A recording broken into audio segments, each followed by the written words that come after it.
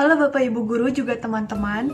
Di video ini kami kelompok 4 akan mempresentasikan karya tulis kami yang berjudul Analisa Bergabungnya Yunani dalam Uni Eropa terhadap peristiwa krisis ekonomi 2008 di Yunani. Sebelumnya perkenalkan, saya Florentina.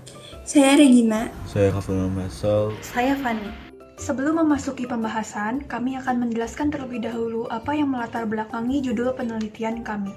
Benua Eropa memiliki banyak potensi, seperti di bagian selatan adanya bentang alam yang sangat indah, sehingga seringkali dijadikan industri pariwisata. Selain itu, benua Eropa juga menjadi benua dengan perdagangan tertinggi yang memiliki hasil ekspor utama yaitu dalam bidang hasil industri, seperti mesin, barang elektronik, kendaraan bermotor, dan lain-lain. Benua Eropa juga memiliki organisasi antar negara Eropa dengan tujuan untuk menampung negara-negara berpotensi sehingga dapat memajukan perekonomian Eropa, yaitu MEE atau Masyarakat Ekonomi Eropa yang kemudian melebur menjadi UE atau Uni Eropa. Masyarakat ekonomi atau European Economic Community adalah organisasi kawasan yang bertujuan menyatukan ekonomi negara-negara anggotanya. Pada tahun 2009, semua lembaga ME dileburkan menjadi Uni Eropa. Lalu ME beranggotakan negara-negara di benua Eropa, yaitu ada 27 negara. Dan juga masing-masing negara memiliki potensinya masing-masing. Misalnya Inggris dengan memiliki keunggulan di bidang industri, Finlandia di bidang pendidikan, atau Yunani yang memiliki potensi di bidang pariwisata. Yunani adalah salah satu negara di benua Eropa, lebih tepatnya di benua Eropa Tenggara. Kemudian Yunani bergabung di organisasi MEE atau Masyarakat Ekonomi Eropa di tahun 2001. Tapi sayangnya setelah bergabung dengan MEE, itulah justru menjadi awal dari krisis ekonomi Yunani yang berlanjut hingga tahun 2008. Yunani pernah mengalami krisis ekonomi sejak tahun 1990-an. Namun, peristiwa tersebut kembali terulang pada tahun 2008. Krisis ekonomi Yunani pada tahun 2008 berawal pada tahun 2001. Krisis ekonomi ini pun menyebabkan banyak masalah, seperti naiknya tingkat pengangguran, bertambahnya tingkat kematian akibat bunuh diri, tingginya tingkat kriminalitas, dan berpengaruh juga terhadap bidang pendidikan, lingkungan, kesehatan, dan keamanan negara. Karena itu, yang akan kami bahas dan analisa di sini ada dua. Pertama, bagaimana kondisi negara Yunani sebelum menjadi dan sesudah menjadi anggota UE dalam hal ekonomi, sosial, dan geografis. Dua, bagaimana penyelesaian dari peristiwa krisis ekonomi di Yunani tahun 2008. Untuk itu, agar teman-teman lebih memahami hasil analisa kami akan menjelaskan terlebih dahulu teori-teori yang mendukung. Teori tersebut dibagi menjadi 4 aspek, yaitu teori ekonomi, teori sosial, teori geografi, dan teori sejarah. Untuk teori ekonomi yang akan saya jelaskan terbagi ke beberapa bagian. Yang pertama adalah teori krisis ekonomi, teori utang luar negeri, teori penggantian mata uang euro, teori resesi ekonomi, teori defisit anggaran, dan terakhir teori tentang inflasi. Pertama-tama saya akan mulai dari krisis. Krisis ekonomi adalah kondisi di mana suatu negara mengalami perubahan yang drastis dalam hal perekonomian. Ada beberapa faktor pendorong menurut studi IMF dari krisis ekonomi. Yang pertama adalah adanya defisit dari neraca berjalan, yang kedua adanya hutang luar negeri yang besar, dan yang ketiga adanya sektor keuangan yang bebas tapi tidak disertai regulasi yang mendukung. Menurut Sri Mulyani ada 3 faktor atau 3 kriteria sebuah negara bisa dikatakan mengalami krisis ekonomi. Kriteria moneter maksudnya suatu negara dilihat dari pertumbuhan ekonominya, dari sektor perbankan, dari rasio likuiditas, dan dari seberapa tinggi tingkat inflasi negara tersebut. Kriteria berikutnya adalah APBN suatu negara. Biasanya ketika APBN suatu negara lemah, negara tersebut memiliki tingkat defisit yang tinggi, inflasi yang tinggi, juga tingkat suku bunga yang tinggi yang bisa mendorong terjadinya krisis ekonomi. Kriteria ketiga dilihat dari kondisi neraca pembayaran, baik terhadap neraca transaksi berjalan maupun terhadap neraca perdagangan. Terkait dengan kondisi neraca, bisa diupayakan dengan cara membuat kebijakan-kebijakan yang berkaitan dengan pembatasan impor atau meningkatkan kinerja ekspor negara. Kita lanjut ke teori berikutnya, ada teori utang luar negeri. Utang luar negeri itu bisa diperoleh dari bank swasta atau dari pemerintah negara lain, atau juga bisa dari organisasi internasional seperti IMF dan Bank Dunia. Kita lanjut ke teori berikutnya, ada teori penggantian mata uang. Suatu negara dikatakan terjadi penggantian mata uang itu ketika semua penduduknya secara bersama-sama mengganti mata uangnya ke mata uang asing yang tadinya dari mata uang negara asalnya. Beberapa mata uang yang sering dijadikan pengganti seperti dolar Amerika Serikat, euro, pound sterling. Euro adalah mata uang yang digunakan oleh semua anggota Uni Eropa. Ke teori berikutnya ada teori resesi ekonomi. Jadi sebenarnya apa itu resesi ekonomi? Suatu negara mengalami resesi ekonomi ketika terjadi penurunan dalam kegiatan industri dan kegiatan dagang. Lalu apa sih yang menandakan bahwa negara itu mengalami resesi ekonomi? Pertama, PDB-nya negatif atau produk domestik bruto. Yang kedua, penganggurannya meningkat. Dan yang ketiga, adanya penurunan dalam penjualan retail ataupun manufaktur. Teori berikutnya yaitu teori defisit anggaran. Pada intinya, defisit itu adalah ketika pemasukan suatu negara lebih rendah atau lebih kecil daripada pengeluaran negara. Jadi defisit adalah selisih antara pemasukan dan pengeluaran negara. Berikutnya ada inflasi. Suatu negara itu dikatakan mengalami inflasi ketika apa? Ketika permintaan masyarakatnya lebih tinggi daripada jumlah barang yang tersedia. Nah, inflasi itu bisa terjadi ke negara yang memiliki kekurangan persediaan bahan makanan dan juga kekurangan barang bahan ekspor. Salah satu tandanya juga ketika kegiatan ekspornya lebih lambat daripada kegiatan impornya. Nah, akibatnya barang-barang yang tersedia di masyarakat itu dijual dengan harga yang lebih tinggi dan lebih mahal daripada biasanya. Nah, pastinya hal ini pasti akan berdampak pada kesejahteraan masyarakat dan kehidupan sosial masyarakat. Untuk penjelasan mengenai teori sosial akan dilanjut oleh rekan saya, Fanny. Oke, Flo. Beberapa teori sosial yang akan saya bahas adalah permasalahan sosial, pengangguran, kemiskinan, korupsi, dan kebudayaan. Pertama, saya akan bahas tentang permasalahan sosial. Sutomo berpendapat bahwa permasalahan sosial adalah suatu keadaan yang berbeda dengan kehidupan biasanya. Artinya, keadaan ini seringkali tidak diinginkan masyarakat secara umum dan mengakibatkan gejolak-gejolak sosial terjadi dalam masyarakat. Salah satu permasalahan sosial adalah pengangguran, kemiskinan, dan praktik korupsi. Kedua adalah teori pengangguran. Menurut BPS, seseorang dapat dikatakan sebagai pengangguran jika ia tak punya pekerjaan dan sedang mencari pekerjaan. Pengangguran berdampak pada pendapatan pemerintah yang menjadi berkurang, investasi berkurang, dan kriminalitas meningkat. Yang ketiga adalah teori kemiskinan.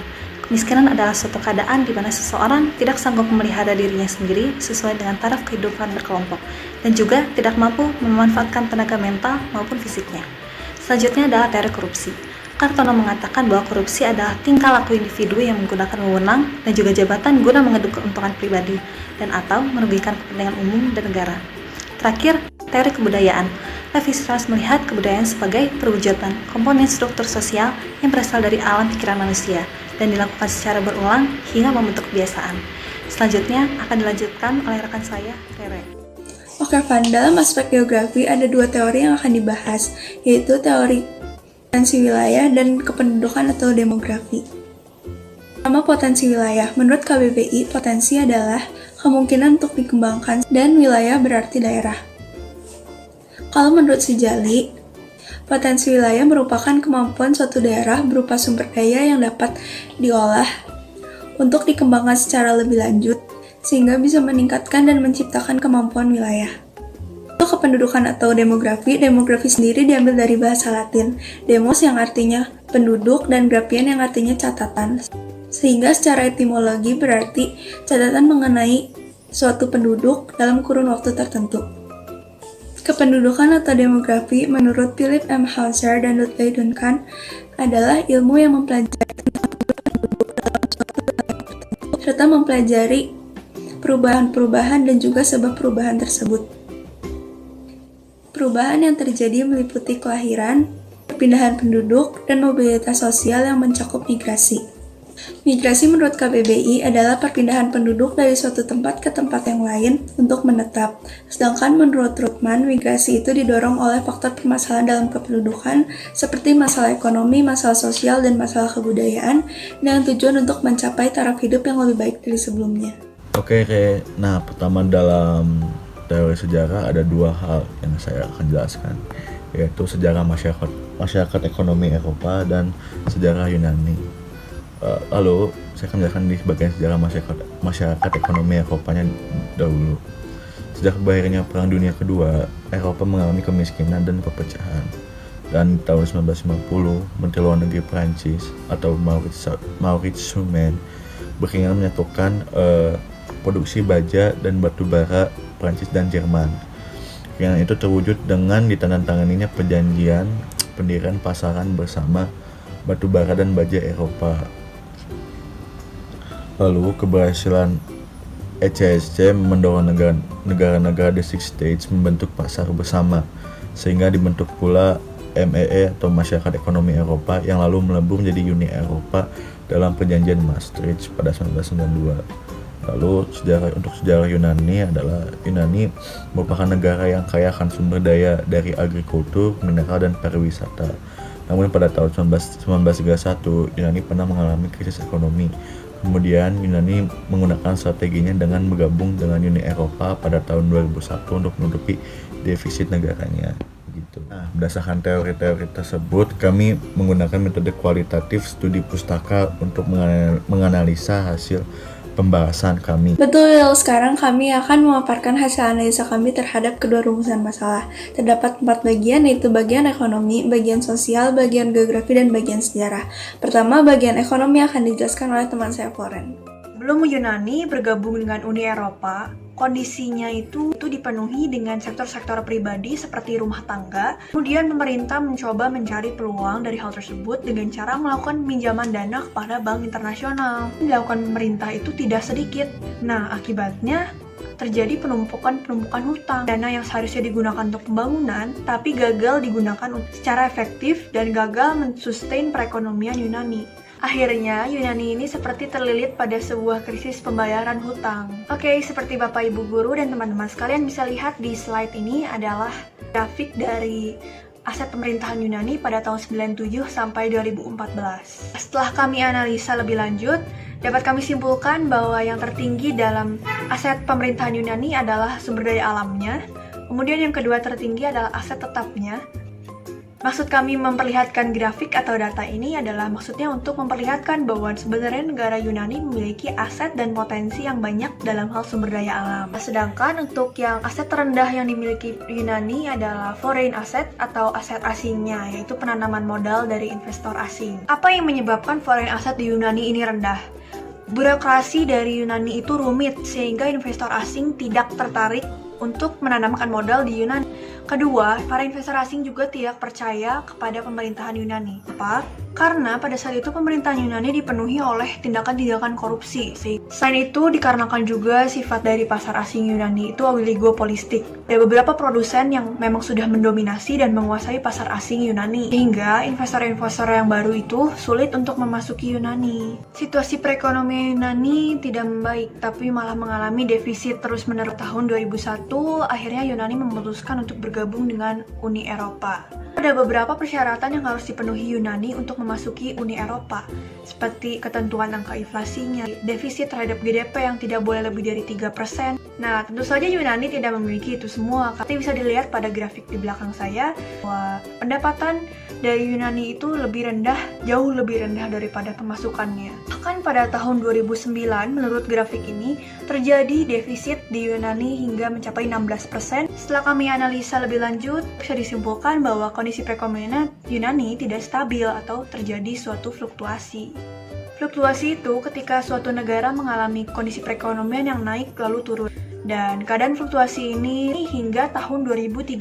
Setelah bergabung dengan Uni Eropa, Yunani tetap memiliki hutang-hutang yang menumpuk. Di belakang saya dapat dilihat ada grafik dari klasifikasi hutang-hutang Yunani. Setelah kami analisa lebih lanjut, hutang tertinggi yang dimiliki Yunani adalah foreign loans atau dari pinjaman asing. Sejak Yunani masuk ke Uni Eropa, memang negara-negara Uni Eropa mengumpulkan dana, yaitu dana bailout, tapi nyatanya pinjaman-pinjaman dana bailout tersebut tidak digunakan secara efektif. Dapat kami simpulkan bahwa ada dua faktor, yaitu faktor internal dan faktor eksternal. Faktor eksternal yang pertama adalah nilai mata uang. Nilai mata uang Yunani pada saat itu berganti dari drama menjadi euro. Kedua adalah Yunani pernah terkena imbas dari krisis ekonomi Austria pada tahun 1931.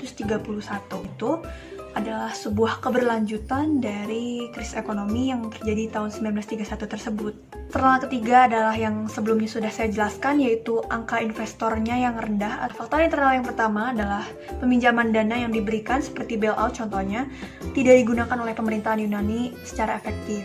Pemerintahan kurang bijaksana dan menggunakan peminjaman dana yang telah diberikan, sehingga akibatnya pengeluaran menjadi lebih banyak daripada pemasukan pemerintah. Dana yang digunakan untuk pembangunan infrastruktur juga tidak memiliki nilai produktivitas untuk jangka panjang. Internal kedua adalah society of spend-nya rendah atau angka konsumsi masyarakatnya rendah. Nah, sebenarnya ini semua adalah sebuah timbal balik ya, karena kondisi pemerintahan yang lagi nggak stabil, banyak perusahaan-perusahaan juga ikut terguncang. Yang di PHK, banyak yang pengangguran di Yunani. Karena itu, masyarakat juga pastinya akan mengurangi tingkat pembelian mereka. Itu juga pajak sedang ditingkatkan oleh pemerintah. Itu juga berpengaruh pada angka konsumsi yang jadi rendah.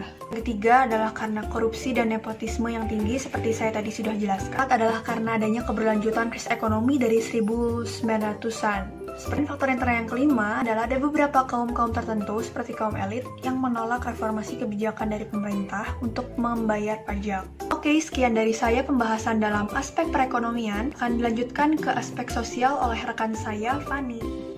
Oke, Flo. Nah, selain perekonomian, peristiwa ini juga memberi dampak pada kehidupan sosial masyarakat Yunani. Krisis ekonomi ini menimbulkan dampak sosial, yaitu kesenjangan sosial, pengangguran, kemiskinan, kesehatan mental, dan pendidikan.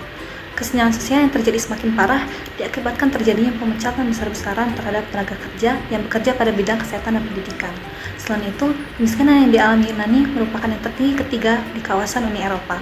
Puncak kemiskinan terjadi pada tahun 2008 sampai 2009 dan perlahan-lahan menurun pada awal tahun 2015. Ada pula kaum pengangguran Yunani yang berada di usia di bawah 25 tahun naik secara signifikan, sehingga kebanyakan dari pengangguran berada di usia yang sangat muda dan produktif. Akibat dari resesi ekonomi yang terjadi, masalah kesehatan fisik dan mentalitas pun meningkat. Banyak masyarakat Yunani yang melakukan bunuh diri akibat kemiskinan dan pengangguran.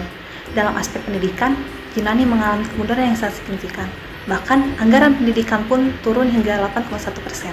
Selain itu, banyak tenaga pengajar yang dipecat yang membuat kinerja dunia pendidikan Yunani semakin buruk.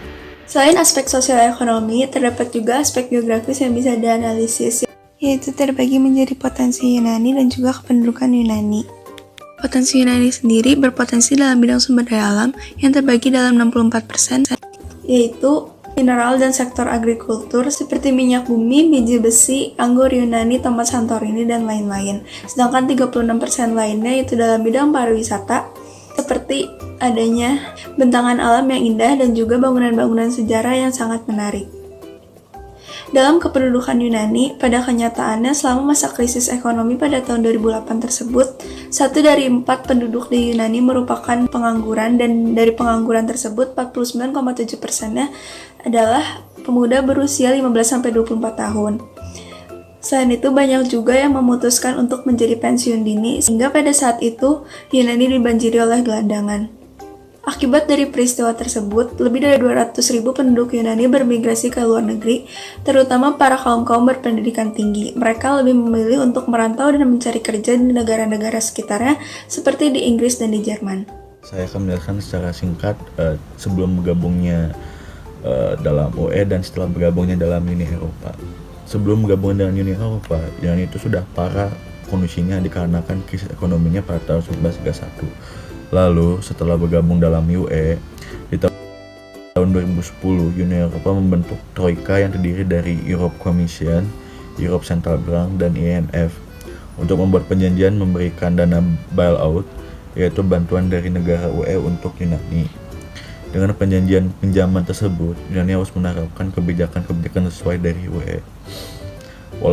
Walaupun sudah masuk ke dalam Uni Eropa, Yunani tidak menggunakan dana bailout dengan baik. Nah, makanya di tahun 2026 hingga 2009, pengeluaran pemerintah Yunani meningkat dari 45% menjadi 54% dari GDP. Alhasil inflasi mengalami kerugian 70% di negaranya.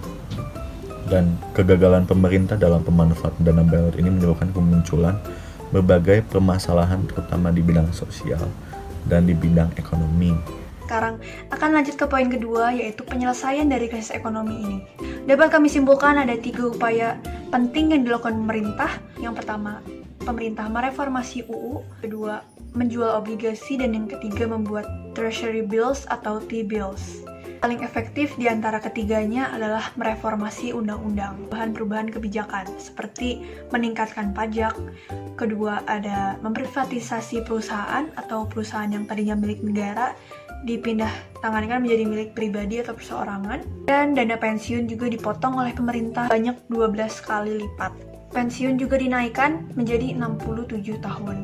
Lalu walaupun terjadi fluktuasi terus-menerus dari tahun 2008 hingga 2018, akhirnya pada tahun 2018 Uni Eropa meresmikan berhentinya program bailout untuk Yunani. Tapi Yunani masih harus membayar utang-utangnya kepada negara-negara UE.